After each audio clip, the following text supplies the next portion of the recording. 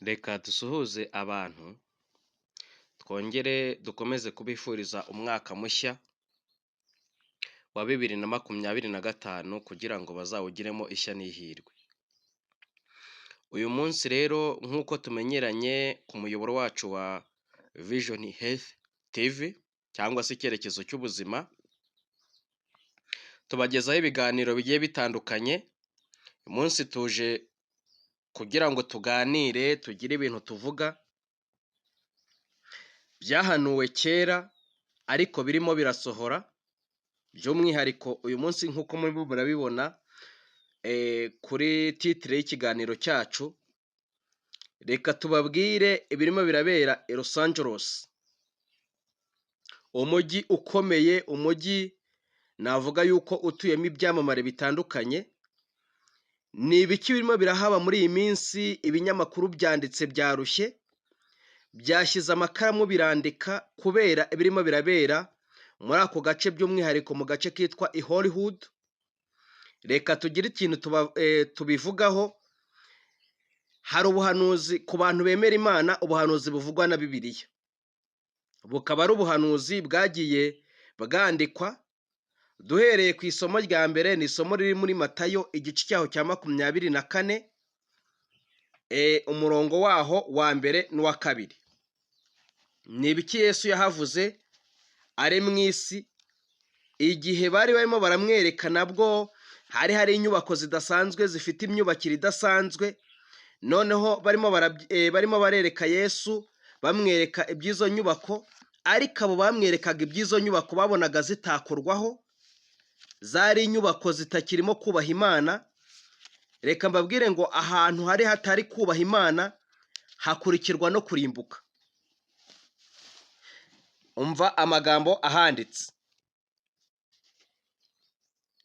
ibyerekeye kurimbuka kwa Yerusalemu no kugaruka kwa Yesu. Yesu asohoka mu rusengero, akigenda urwo rusengero rwari rwubatse mu buryo butangaje, ku buryo bagiye kurwubaka hagati y'itafari n'irindi, bagezeho bayagishaho zahabu, ngo rwari urusengero umuntu yarahageraga umva ngo nta kintu cyari kurusenya. Ariko rwaje igihe babo bari basigaye barata inyubako, barata ibikorwa by'ibifatika ariko bitarimo kubaha Imana. Umva ibintu Yesu yababwiye. Imyubakire y'urusengero kabiri, arababwira ati: ntimureba ibi byose? Ndababwira ukuri yuko aha hatazasigara ibuye rigeretse ku rindi ritajugunywe hasi. Mu yandi magambo aravuga ngo iyi nyubako murimo muranyereka, igihe kigiye kuza isenywe. Umva, we yabibonaga neza, kandi ibyo yabonaga byaje gusohora mu mwaka 70, ubwo ingabo zari ziyoboyewe na General Titus zaje zigasenya inyubako. Noneho ngo ya zahabu yari yagijwe yose bayikuraho. Umva, hagati y'itafari n'irindi ngo baragiye barasenya, bakuramo zahabu zari zuzuyemo neza, inyubako yisanga iri hasi. Kubera iki? Ni iki cyabiteye kugira ngo iyo nyubako idasanzwe isenyuke? Icyabiteye ni ukwirengagiza Imana ifite ubutware, ikagira ubushobozi. Imana ivuga bikaba, yategeka bigakomera.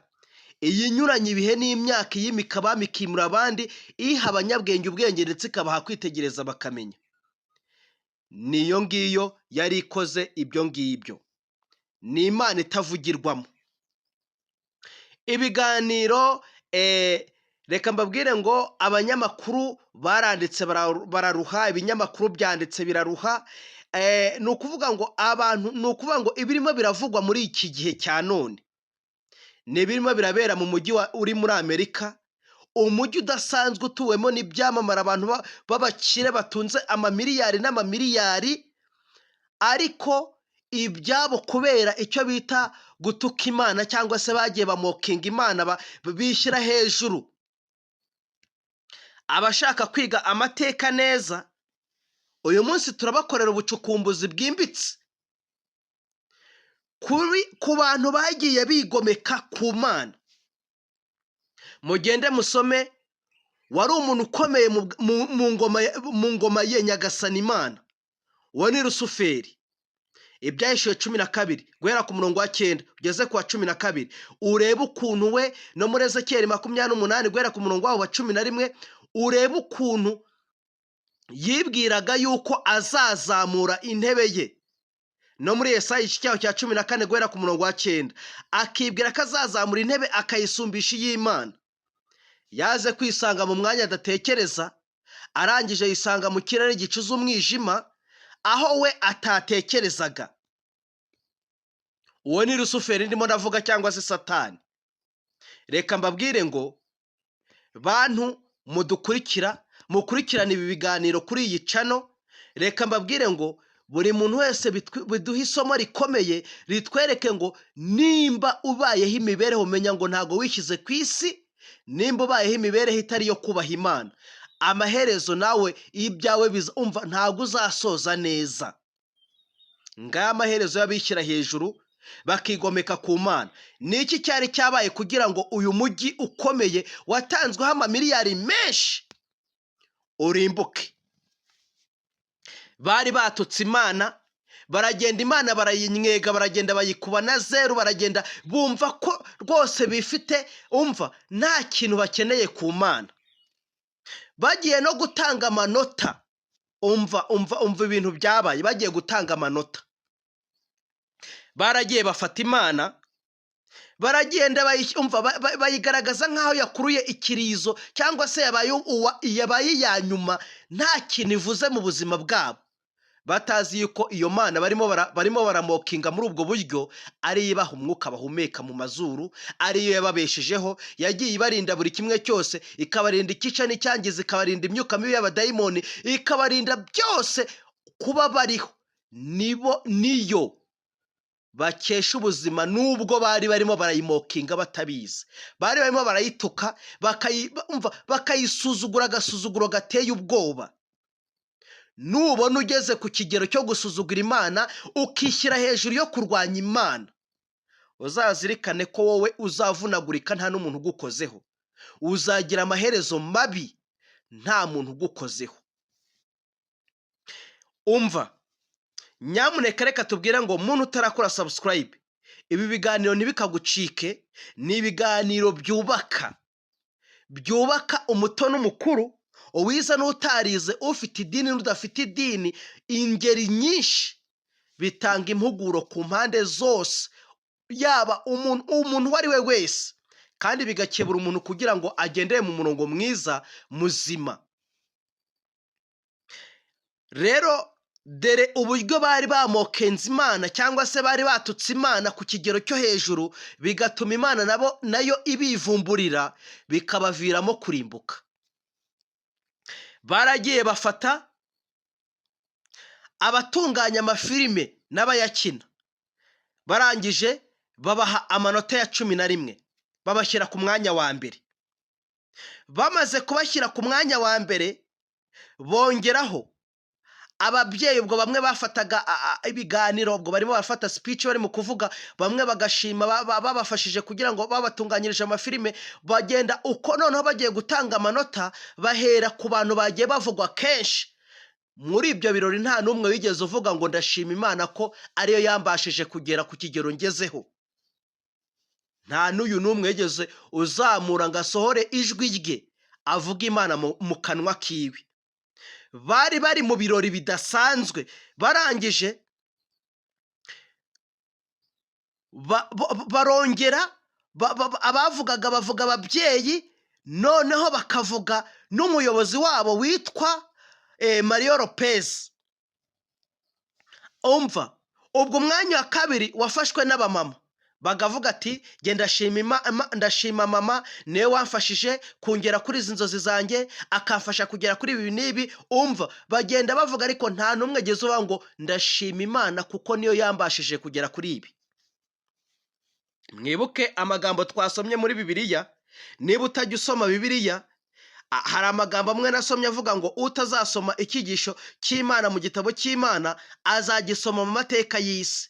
Mu bihugu byinshi hirya no hino ku isi niko byanditse, kandi niko kuri.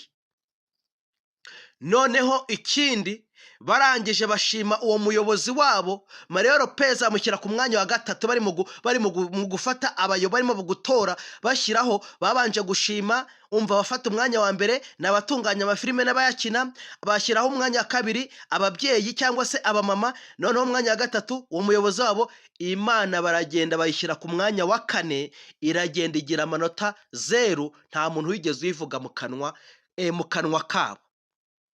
Imana nayo irangije irabihorera, imaze kubihorera mugende murebe umuvugo twababwiye uvuga ngo jyewe umuntu ndagowe. Umva neza muri uwo muvugo hari amagambo avuga ngo ibyawe nzabiguhanira mbishyize imbere yawe uko bikurikirana, mbishyize imbere y'amaso yawe uko bikurikirana. Uko batutse Imana niko byagenze, Imana yabibahaniye ibibashyize imbere uko bikurikirana.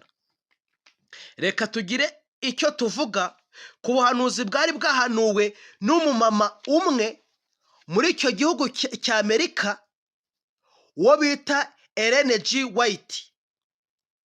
Uyu mumama ni umumama umeze ute?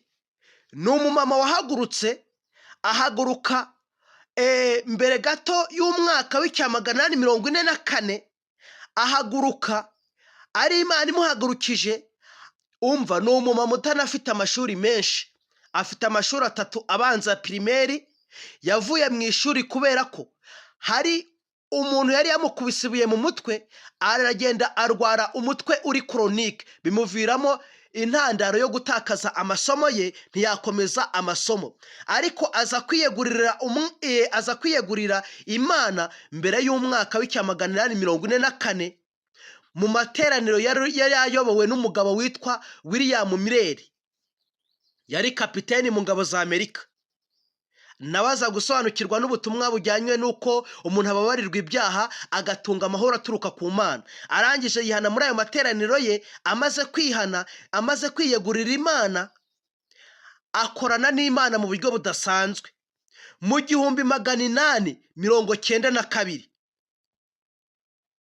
arangije Imana imuha amayerekwa, yamuhaye amayerekwa menshi agiye atandukanye. Bavuga ko nubwo yari afite amashuri 3 abanza, yashoje ku isi ubuzima bwe afite ubwenge burusha ubw'abadogiteri. Yahanuye ibijyanye n'iby'indwara zigiye zitandukanye, ahanura ibintu bigiye bikomeye.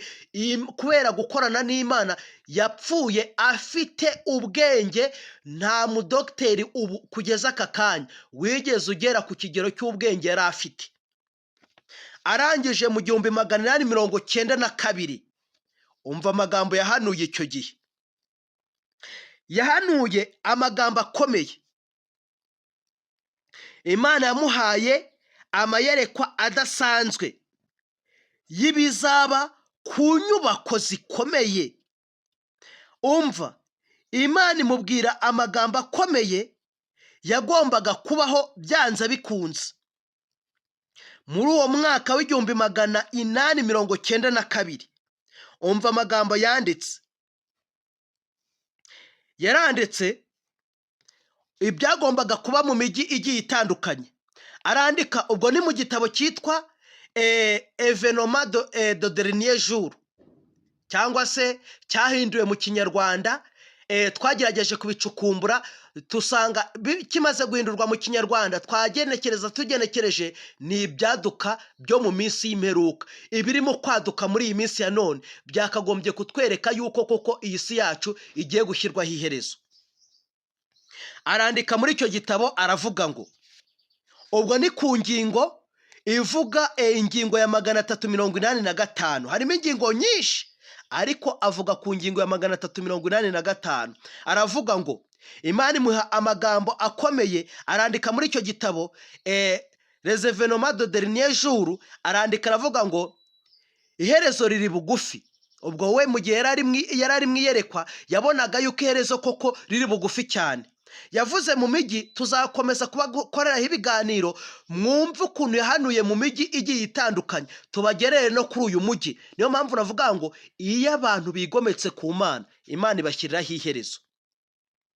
Aravuga ngo iherezo riri bugufi, kandi buri mujyi wose bidatinze ugiye gukozwa hirya no hino. Hazabaho urujijo mu mijyi yose. Ikigomba kunyeganyezwa cyose kizanyeganyezwa, kandi nta gace tuzi kubigiye kubaho. Urumva, aravuga ngo ibigiye kubaho kuko uko Imana yari yabimweretse byari biri ku kigero cyo hejuru. Aravuga ngo nta na gace gatoya tubiziho cyane. Arangije ariko aravuga ngo ikigomba kunyeganyezwa kizanyeganyezwa. Akomeza atubwira ngo ibyago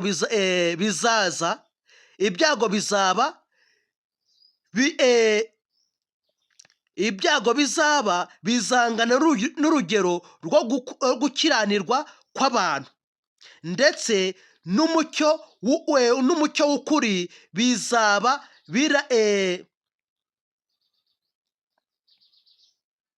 n'umucyo w'ukuri bazaba barakiriye. Arimo aravuga ngo ibyago bizangana n'urugero rwo gukiranirwa kw'abantu, ndetse n'umucyo w'ukuri bazaba barakiriye. Niko yanditse muri uyu mwaka w'1892. Urumva amagambo yanditse icyo gihe. Arongera arandika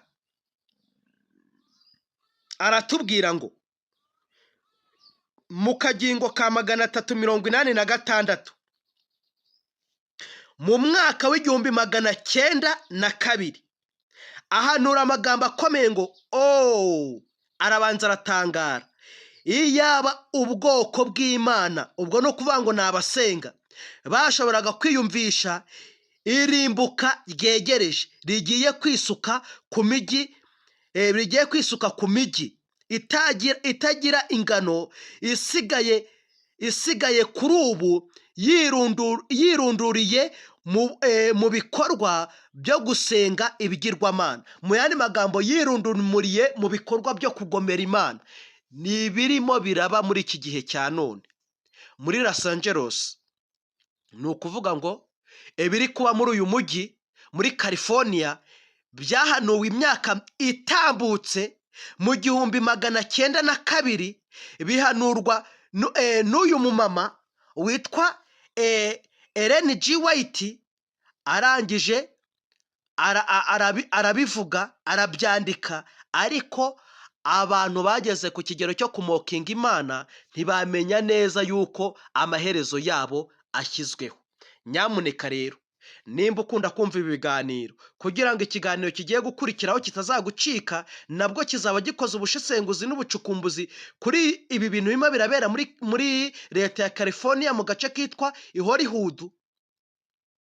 Ibuka gukora subscribe kandi ukande no kunzogera kugira ngo ibiganiro bijya bikugereraho ku gihe utazacikwa. Kandi nimba urufata ibyemezo, wari uri mu nzira idakwiriye, uri mu nzira mbi, ubona nawe uri mu nzira yo kugomera Imana, ca bugufi wongere kwegera Imana, ukosora amakosa yawe, wihane ku Mana. Abo wahemukiye ubasanga ubasaba imbabazi, nicyo cyonyine cyakurokora. Bitari ibyo ngibyo, nawe amaherezo yawe ntago agazaba meza. Murakoze cyane. Ibiganiro nakagaruka, naho ikiganiro cy'ubutaha. Imana ibaha umugisha kandi duhe guca bugufi nk'uko bikwiriye.